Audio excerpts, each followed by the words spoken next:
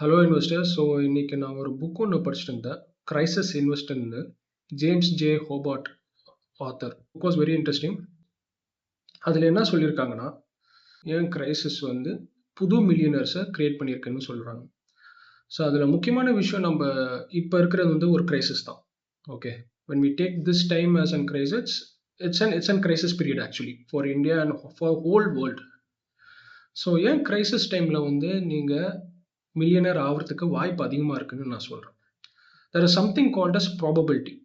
ப்ராபபிலிட்டினா என்ன அர்த்தம்னா, when other people fear about everything, the chances of you gaining out of it is higher. So அதில் என்ன, நீங்கள் வந்து அதிகம் கெயின் எடுக்க முடியும். ஏன்னா எல்லாருமே வெளியில் போயிடுவாங்க அந்த மார்க்கெட் விட்டு. சரியா? So you will be getting cheaper products to buy, cheaper products to invest on. So next cycle உங்களுக்கு ப்ராஃபிட்டபிள் ஆகிறதுக்கு நிறையவே வாய்ப்பு இருக்குது.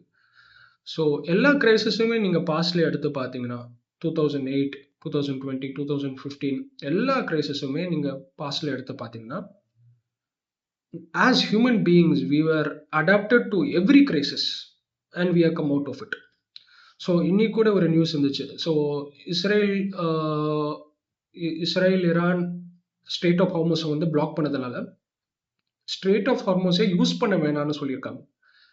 எப்படி அது யூஸ் பண்ணாமல் எப்படி உங்களுக்கு ஆயில் கிடைக்கும்னு கேட்டிங்கன்னா, ஜஸ்ட் உங்களுக்கு ஒமான் வழியா பைப்லைன் மூலியமா உங்களுக்கு இந்தியாவுக்கு, இல்லை உங்களுக்கு இஸ்ரேல், சவுதி, கத்தார், ஒமான் வழியா பைப்லைன் மூலியமாகவே உங்களுக்கு ஆயில் டிரான்ஸ்ஃபர் பண்ண முடியும்.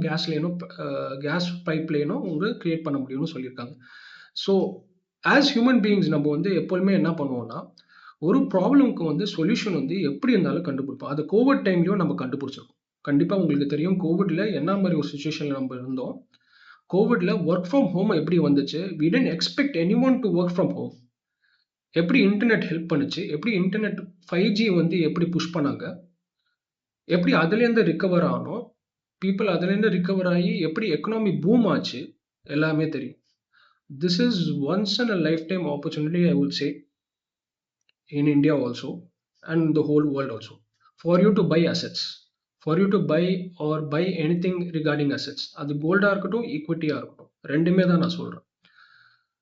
நீங்கள் இதில் வந்து இந்த டைமில் இன்வெஸ்ட் பண்ணாமல் விட்டுட்டிங்கன்னா, when the market is going up, when gold prices are going up, you will feel that எப்படி நீங்கள் கோவிட்க்கு அப்புறம் ஃபீல் பண்ணீங்களோ அதே மாதிரி 2027லையோ 28லையோ ஃபீல் பண்ணுவீங்க கண்டிப்பாக.